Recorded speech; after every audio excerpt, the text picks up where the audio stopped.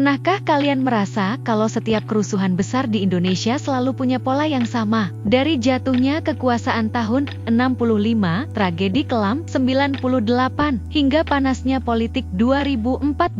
Apakah ini semua kebetulan, atau ada tangan asing yang sengaja bikin kita nggak pernah bersatu? Mari kita bedah bareng-bareng. Kita ambil dari setelah Perang Dunia Kedua, pergantian Orde Lama ke Orde Baru. Iya. Nah pada saat itu kan situasinya...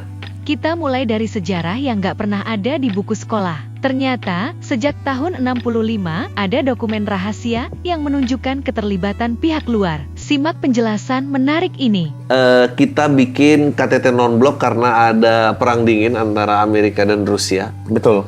Meskipun kita pelopor KTT non-blok, tapi kan seperti biasa. Iya. Ngomongnya non-blok tapi... Tindakannya agak kurang non-blok. Kita mendirikan non-blok dari presiden pertama kita, meskipun pada prakteknya kayaknya lebih ke timur condong, waktu itu. Iya betul, ke timur daripada ke barat. Ini konspirasinya ya, lagi-lagi gue nggak bilang ini betul, tapi konspirasinya adalah, silakan dicek, duit yang dipakai untuk ngebangun proyek-proyek besar di awal Indonesia berdiri itu kebanyakan dari Uni Soviet. Betul. Beasiswa juga banyak. Yes, contoh. Monas kalau nggak salah. Ya. Monas kan itu juga ada pinjemannya dari Uni Soviet waktu itu. Sama Senayan kalau nggak salah gue. Senayan juga waktu itu. GBK. Ya, kita lihat bener apakah betul? Iya betul. GBK. Sebetulnya ya, gue memperhatikan ya. Lagu-lagu nasional Indonesia, kebangsaan, itu bunyinya mars kiri semua loh. Iya, itu kan sangat kiri banget. Baris berbaris gitu. Betul. Baris berbaris dan ya Indonesia Raya kan juga betul. Kan kalau konspirasinya. Kalau lagunya Barat kan ngepop. Emang kayaknya udah ada nada-nada timur, nada-nada barat. Betul. Di sumber yang sangat terpercaya yaitu di internet. Amerika Serikat merilis 39 dokumen dan sekitar 30.000 halaman yang menunjukkan bahwa sejak 1965 mereka sudah tahu rencana Angkatan Darat untuk menghancurkan PKI dan menggulingkan Soekarno. Catatan itu berisi rencana menyingkirkan Soekarno dan mengeksekusi pimpinan PKI, hingga permintaan dukungan logistik ke Barat, dan utusan Angkatan Darat bahkan memberi sinyal bahwa kalau kudeta terjadi bentuknya gerakan tiba-tiba dengan junta militer sipil. Yada. Gitu.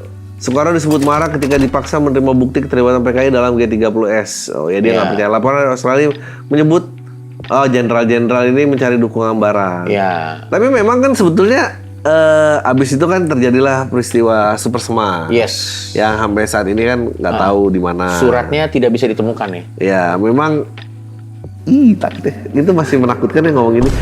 Entah kenapa. Enggak, tapi kayaknya teman-teman harus tahu dulu nih. Yang nonton harus tahu dulu Super Semar ini apa.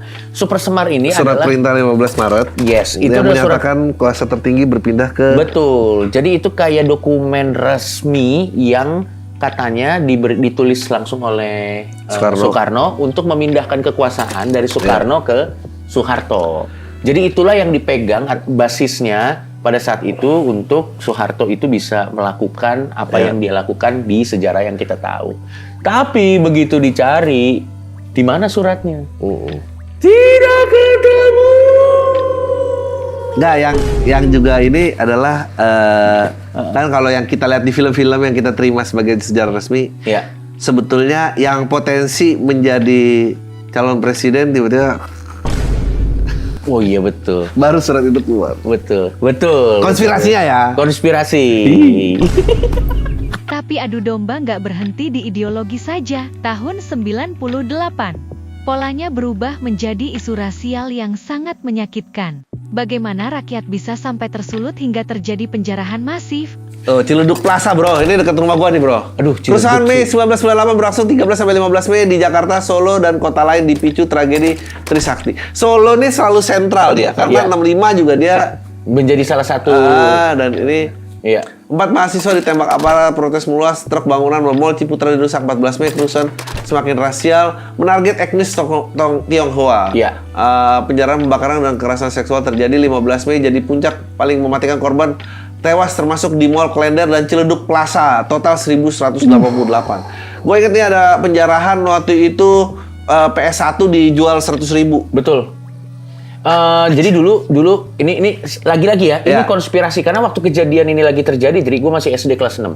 Ya, saya 14 tahun. Oke.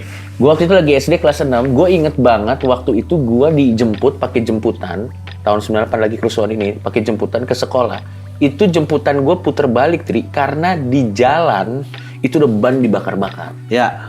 Habis itu jemputan itu puter balik, semua anak-anak itu dikembalikan ke rumahnya masing-masing. Habis itu gue denger dari om tante gue, karena waktu itu gue selalu tanya ke bokap nyokap gue, ini ada apa, nggak pernah dikasih tahu. Iya. Terus TV itu juga dulu kan ada dunia dalam berita. Betul. Beritanya gue nggak boleh nonton, gue nggak pernah dikasih tahu itu yang lagi terjadi apa. Ya. Terus gue dengar dari om tante gue itu di salah satu mall yang katanya pernah ada penjara dan terbakar, lo tau kan? Ya.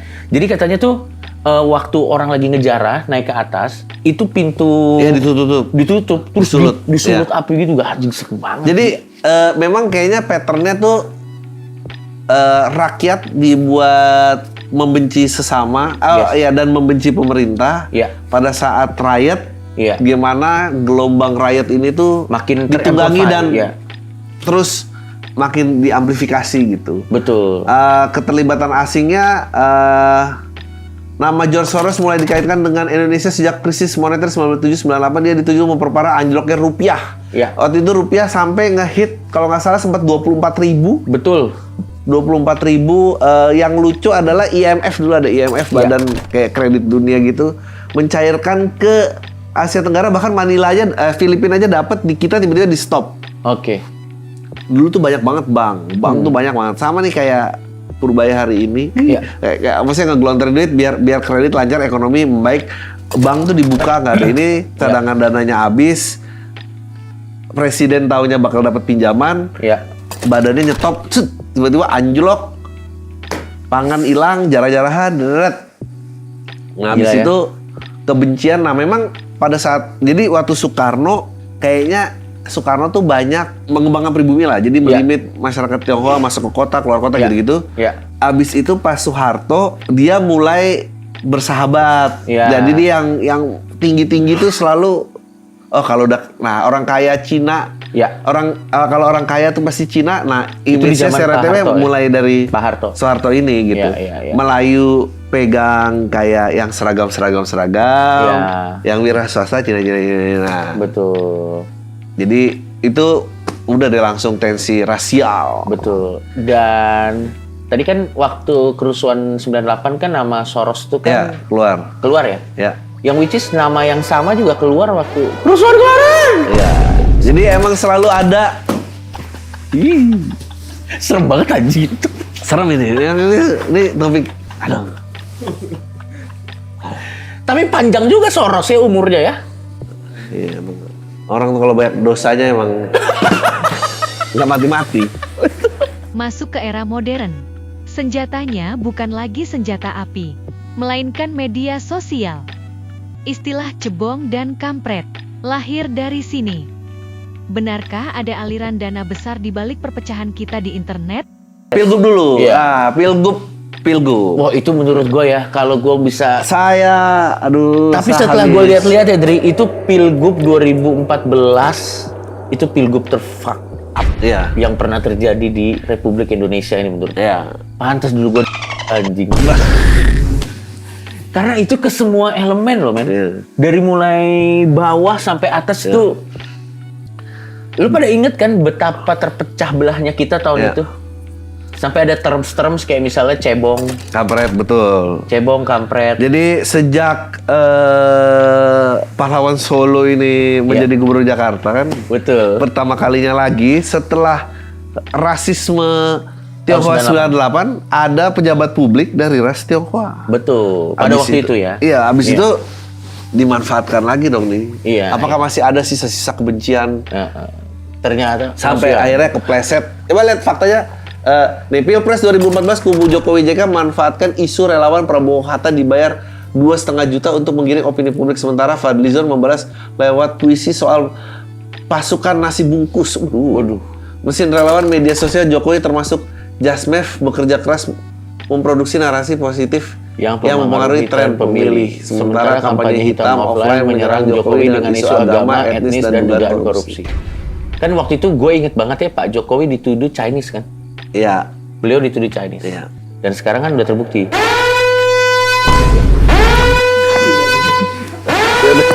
Jangan itu.